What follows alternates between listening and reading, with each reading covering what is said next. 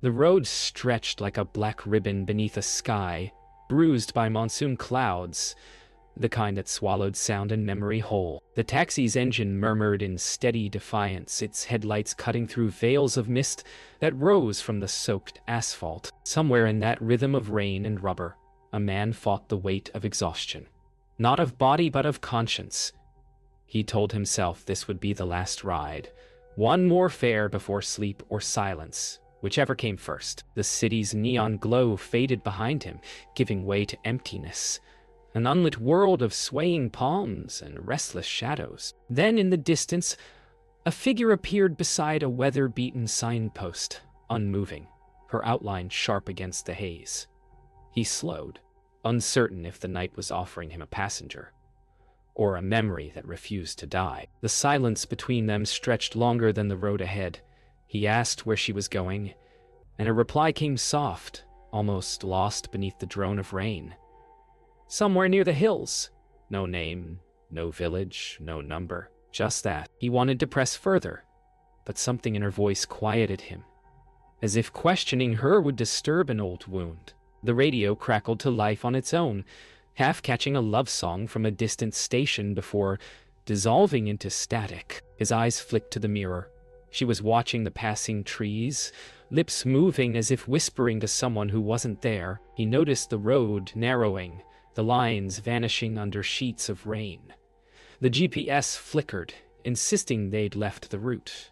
He knew the way, or thought he did. The shortcut had always been a rumor, a path drivers used when desperate to save fuel. Yet, the further he went, the more the world behind him felt erased. No more headlights, no more towns. Just the sound of wipers and the faint hum of her breathing in the dark. A sudden thud echoed beneath the tires. He jerked the wheel, heart racing, but there was nothing on the road, just darkness. He slowed, scanning the mirror. She hadn't moved, her gaze still fixed on the window, though her lips now formed words he couldn't hear. Then faintly, from the back seat, a whisper. "You've been here before." He turned off the radio. The world felt hollow, the silence pressing against him like weight. Lightning revealed the road sign ahead, its letters rusted, unreadable, pointing toward nowhere. He could turn back. He should, but when he looked in the mirror again, her seat was empty. Only the small leather bag remained, dripping onto the floor. The rain had stopped. He drove without speaking, afraid his voice might reveal the fear tightening in his chest. The air inside the taxi had changed, thicker, stiller, as though every breath stirred something old and buried. He glanced once at the mirror, hoping to see her again, and she was there, calm, silent, as if she'd never vanished. The road twisted through the dark hills, the tires humming a low dirge. She began to hum softly, a melody without words, one he thought he recognized but couldn't place. The sound was beautiful, but wrong, like a lullaby remembered from someone else's life. His hands trembled on the wheel. He didn't ask where she had gone. He didn't dare. She broke the silence with a question that made him grip the steering wheel tighter. "Do you ever think about the people you pass by?" He didn't answer. The wipers squeaked, the rain now little more than a drizzle. Her voice filled the cabin again, softer this time, almost kind. "Some of them remember you, you know." His chest tightened. He wanted to ask what she meant, but his throat wouldn't form the words. The forest pressed close around them, its shadows rippling with faint, ghost-like movement. He caught his own reflection in the mirror, and for a heartbeat, her eyes looked back from his face. A faint smell filled the car, damp soil and something older, metallic. He opened the window slightly, but the scent grew stronger, creeping into every breath. The radio crackled again, the same frequency it had found before, now whispering fragments of news reports. An accident, years ago, on a road not far from here. The words faded, replaced by static. He turned to speak, but she was already looking at him, her eyes glistening in the mirror's reflection. "You remember it, don't you?" she asked. Her tone wasn't accusatory, just heartbreakingly certain. The road climbed higher, the fog deepening until the headlights dissolved into white nothingness. She began to speak, softly, as if recounting a story. "There was a girl," she said, "who waited by the road every night for someone to come back." Her voice was distant, detached. "He promised he would, but he never did. The rain fell that night too." He swallowed hard, his pulse racing. He didn't ask how the story ended, because he already knew. The fog began to thin, revealing the faint outline of a roadside clearing. He slowed instinctively. The road signs here were gone, swallowed by vines and time. She leaned forward, her voice barely more than breath. "You took this way once before," she said. "Do you remember what you left behind?" He couldn't answer. His fingers gripped the wheel as a faint tremor ran through him. Outside, the trees seemed to breathe. The engine sputtered, and the headlights flickered once, twice, before going dark. The forest swallowed the road whole, leaving only darkness, the faint hum of the engine, and the pulse of the wipers like a heartbeat. He glanced at the meter.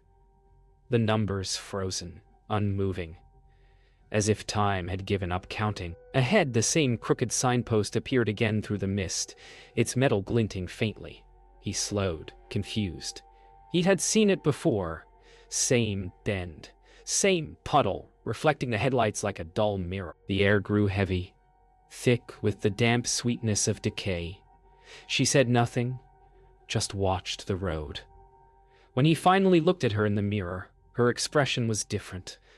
Not calm anymore, but knowing. The kind of look someone gives when the lie has gone on too long. He tried to convince himself it was just fatigue, that exhaustion could turn any road into a maze. But when the forest broke momentarily, he saw it again.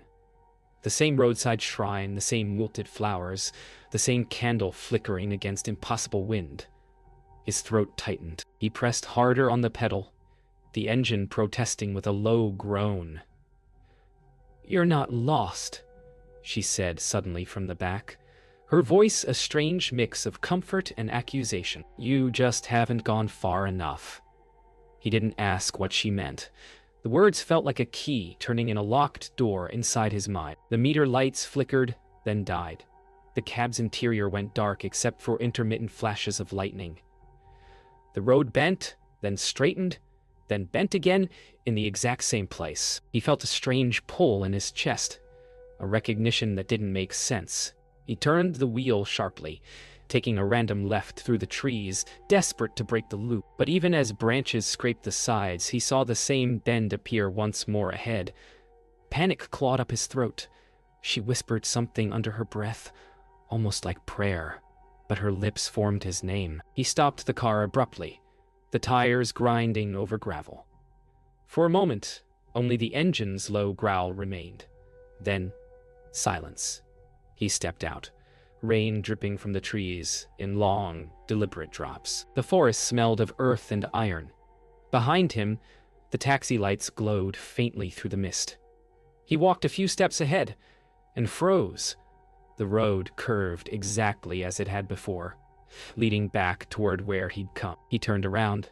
The taxi now faced the opposite direction, its headlights shining toward him.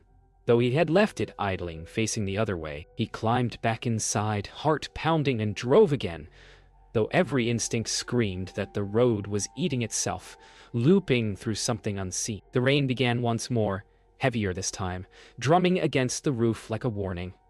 The GPS screen flickered, showing the same kilometer mark repeating endlessly. She leaned forward, her voice barely audible above the rain. "You left someone here," she said. "Do you remember her name?" His hands slipped on the wheel. He wanted to deny it, but somewhere deep inside, he already knew who she meant. The rain slowed to a whisper, and the silence that followed felt heavier than the storm. He no longer knew what time it was. The clock on the dashboard had stopped, frozen at 12:47 outside. The fog hung low, thick as breath. She leaned forward, her voice no longer distant but close, almost tender. "You said you'd come back." she murmured. He flinched. A name fluttered in the back of his mind like a bird trapped in a cage. He wanted to deny her, but memory was already bleeding through the cracks. The night, the scream, the shattered windshield, the decision to keep driving.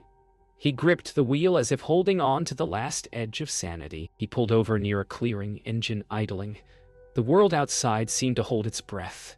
He turned toward her at last, words breaking loose. "Who are you?" But she didn't answer. She only looked at him with eyes full of something deeper than accusation. She gestured toward the trees beyond the road. "You already know," she said. Her tone carried neither blame nor forgiveness, only inevitability. He stepped out of the taxi, drawn forward by something unseen. A compulsion, a memory demanding to be touched. He walked into the clearing, shoes sinking into the mud. The air smelled faintly metallic, the same smell that had haunted him in dreams. There, at the edge of the trees, the remnants of twisted metal glistened beneath moss and vines, the broken shell of an old car, long abandoned. His breath hitched. He stepped closer, running his hand over the cold steel. A crack in his mind widened, and memory spilled through. The crash, the body, the sound of her voice asking for help. And him driving away. His knees gave out. The rain began again, slow, merciless. He turned toward her, voice cracking. "It was an accident," he said, but the words came out hollow. She stepped closer, her bare feet silent on wet ground. "You didn't stop," she replied softly. Her tone wasn't angry, just sad, unbearably so. He stared at her, realization dawning like dawn's cruel light. Her face was the same one he'd seen that night through shattered glass, blood on her temple, her hand reaching out as he sped away. And now she stood before him, rain glinting on her skin like tears reborn. He fell to his knees, voice breaking into the rain. I didn't mean." But the forest swallowed his confession. She stepped closer, crouched beside him, her voice almost a whisper. "I waited," she said. He looked up, tears mixing with rain, searching her face for forgiveness, but found only release.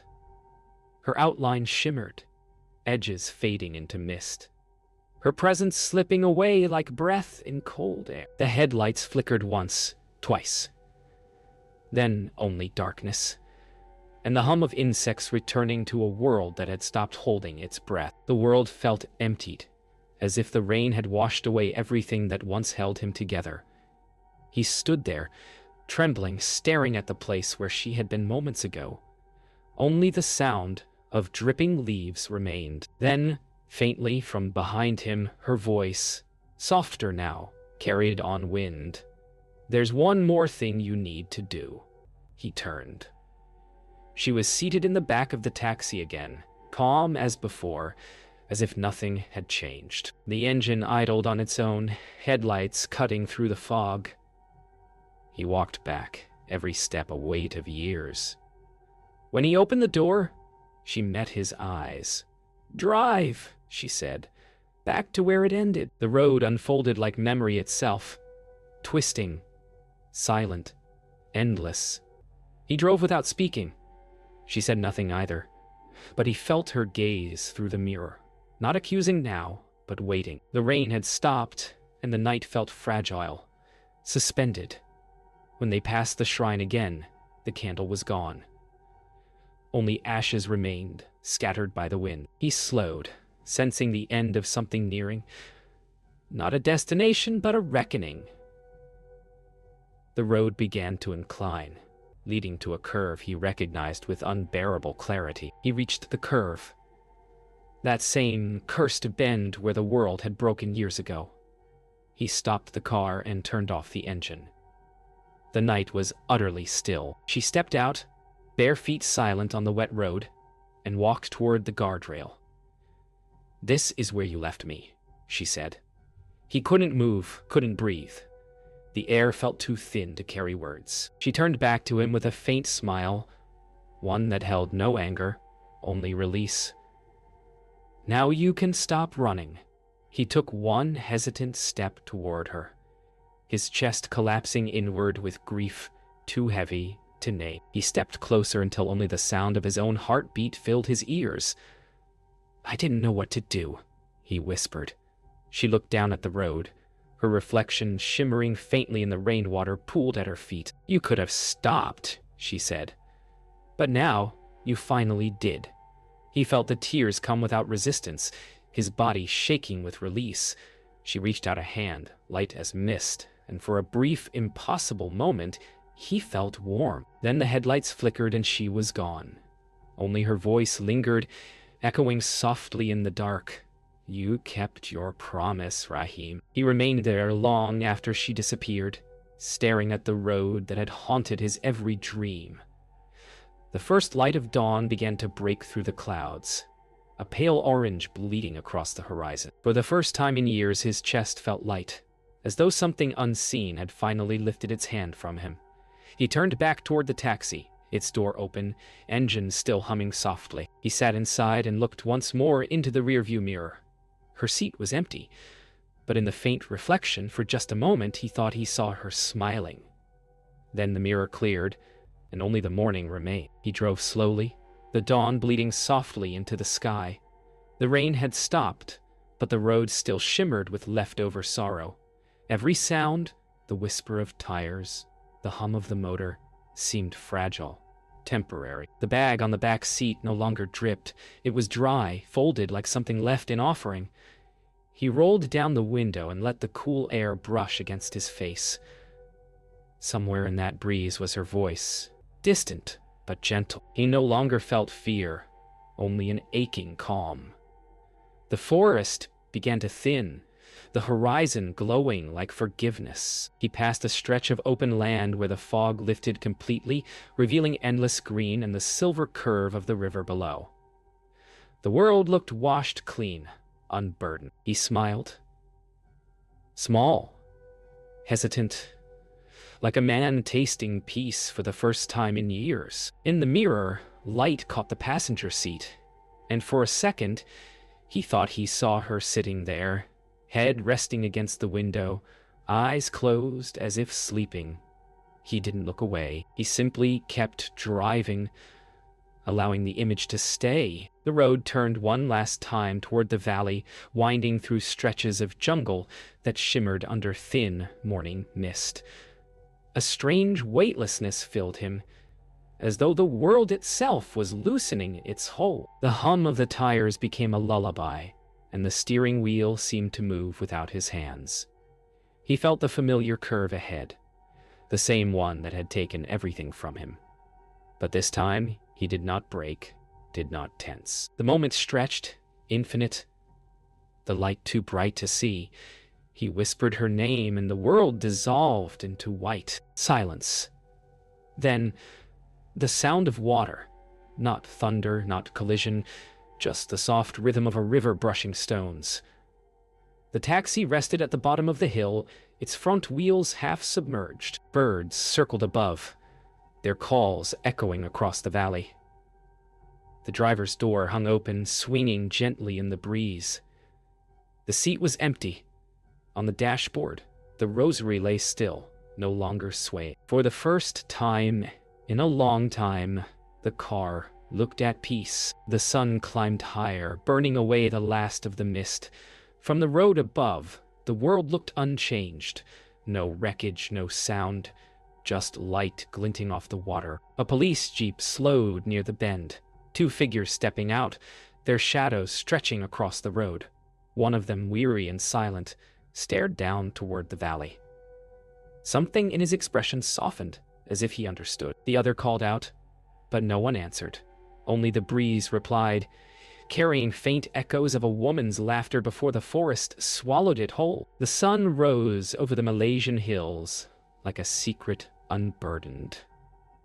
Mist drifted from the forest floor, dissolving into gold. The world seemed new, yet the silence carried a strange knowing, as if it remembered everything that had happened in the dark. Birds returned to the trees, calling out the first songs of morning. A truck passed along the distant road, its driver unaware of the story buried beneath his wheels. Somewhere below, water rippled around a yellow car half hidden by reeds, the current brushing gently against its frame, not as destruction, but as a quiet burial. And above it all, the world simply continued, as it always does after the storm. By midday, the police had found the car. No signs of struggle, no blood, no trace of its driver. The report would read, "Vehicle abandoned, cause unknown." But among those who lived nearby, stories began to grow. Of headlights seen moving alone at night, of a woman in white asking for a ride before vanishing into the fog. Sergeant Lim Wai filed his papers in silence, staring at the photograph one last time before closing the folder. He couldn't explain why the sight of that empty road made his heart ache like a memory that wasn't his. That evening, the rain returned. Light, cleansing. On the same road where Rahim once drove, the wind carried the faint scent of jasmine. Travelers claimed they sometimes saw a taxi there, old and yellow, moving steadily through fog, even when no engines could be heard. Some said a woman sat in the back seat, her eyes closed, her hands folded peacefully on her lap. And when asked where she was headed, her answer was always the same. Home, somewhere beyond time's reach, she drives still. Not lost, not haunted, just moving through the quiet between worlds. The road is smooth, endless, washed clean by light. She sits behind him, her voice barely audible above the hum of the engine, humming the same melody she once did in the rain. It isn't sorrow now, it's memory, softened by forgiveness. And though no one else can see them, the air around that stretch of road feels somehow lighter, as if peace itself had learned to take the shape of two travelers who finally found their way home. The forest remains indifferent yet eternal. The road dries, the river quiets, and life moves on, as it always must. But when night returns and fog gathers once more along those forgotten Malaysian hills, the whispers begin again. The sound of an engine far away, the echo of laughter mixed with rain. And for those who happen to drive that way after midnight, sometimes, just sometimes, they glimpse a pair of headlights ahead, steady and kind, guiding them safely through the dark. And if they listen closely, they might hear a voice say softly from somewhere unseen, "It's all right now. You can keep driving."